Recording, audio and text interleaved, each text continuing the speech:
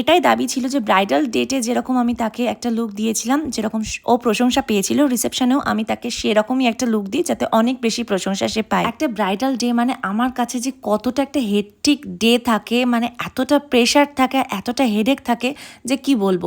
সেই সমস্ত জিনিসগুলোকে উপেক্ষা করেও একটা ব্রাইড যখন আমার সামনে এসে বসে আর সে আমার মেকআপ নিয়ে এতটা স্যাটিসফাইড থাকে, তাকে সুন্দর করে সাজানোর দায়িত্ব পুরোপুরি আমার।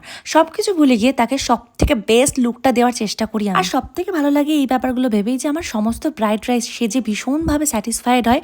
ইভেন তারা পরবর্তীতেও সবসময় আমাকে রিপ্লাই করতে থাকে যে তোমার কাছে সাজ নিয়ে, মানে তোমার কাছে মেকওভার নিয়ে বেস্ট ছিল, ডিসিশনটা বেস্ট ছিল। এই ব্রাইডও যেমন বিয়ে আর রিসেপশনের লুক নিয়ে এতটাই স্যাটিসফাইড ছিল, অনেকবার করে আমাকে রিভিউ দিয়েছে যে আমাকে এত সুন্দর সাজানোর জন্য অনেক থ্যাংক ইউ।